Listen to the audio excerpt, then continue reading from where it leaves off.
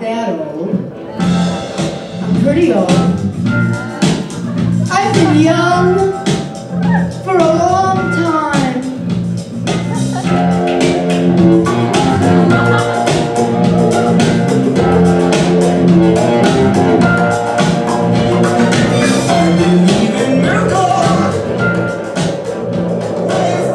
It's a fucking miracle I'm here, I'll tell you that.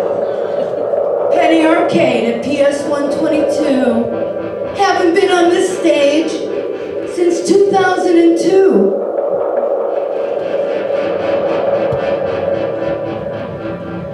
I started working here when I was 34 years old in 1985.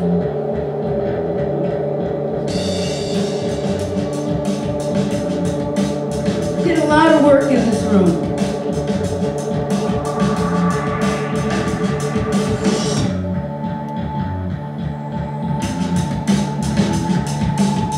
Missed the 25th anniversary.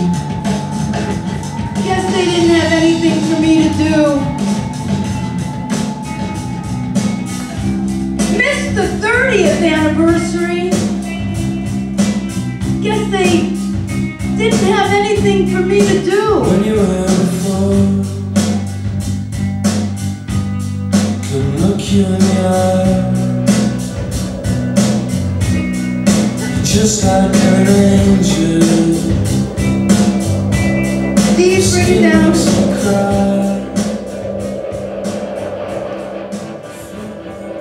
You know, there are two kinds of performers in the world.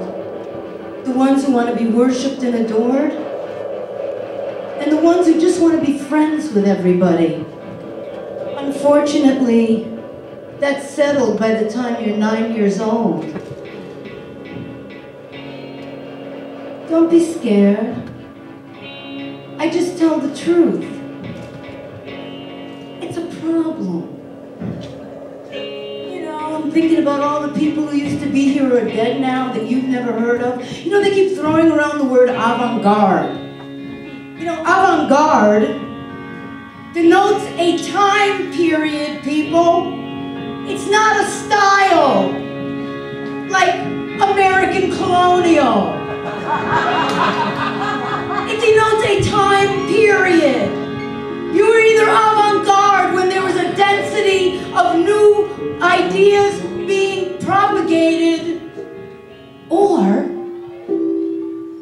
you're the rear guard, which is very important. But sadly, nobody's telling you about that. The rear guard is as important as the avant-garde. That's what follows it up. Keeps it going to the next thing. So a lot of times I get really depressed about the betrayal, about the being left out, about making really important work for a long time and influencing a lot of people and not being included. So what do? I do what you do.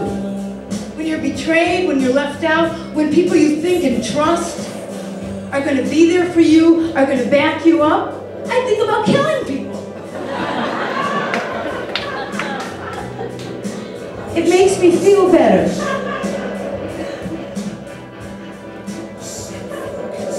So, all through the 80s, when I was being left out then, that was before I was being left out in the 90s, which was before I was being left out in the 2000s, I would just feel really hurt and then think about killing somebody.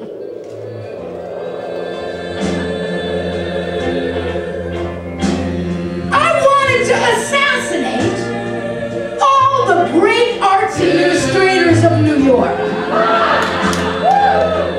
And I thought, I should fucking kill them.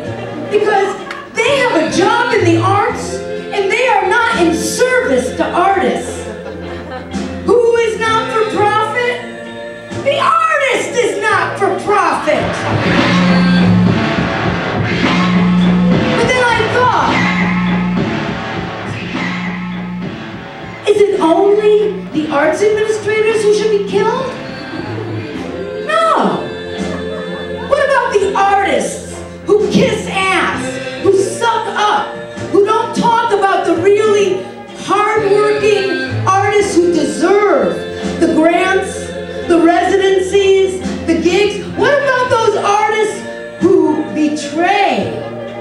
other artists? Don't they deserve to die as much as the arts administrators? But then I thought, wait a minute. What about the people on the boards? Oh, the people on the boards.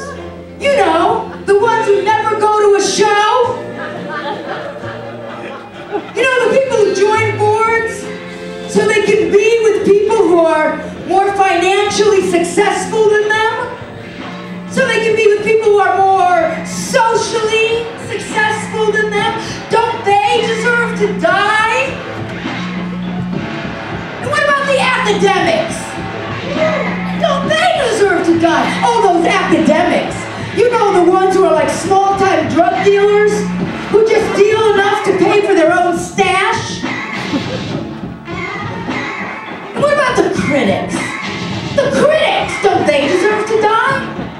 The critics who can only bring what they are to a review? Oscar Wilde said it the best. He said every review is an autobiography.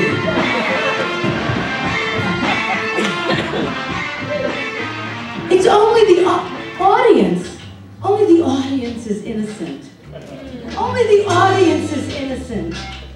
And you, the audience, are just like the artists. The majority of the audience is like the majority of the artists. Start now. Powerless.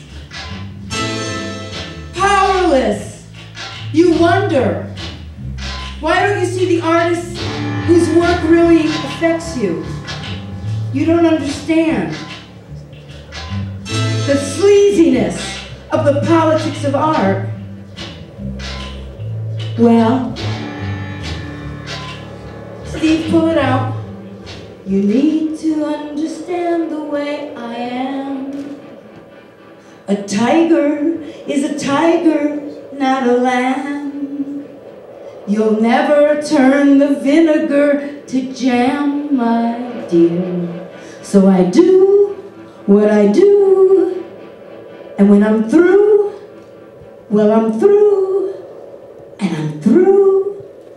Toodaloo.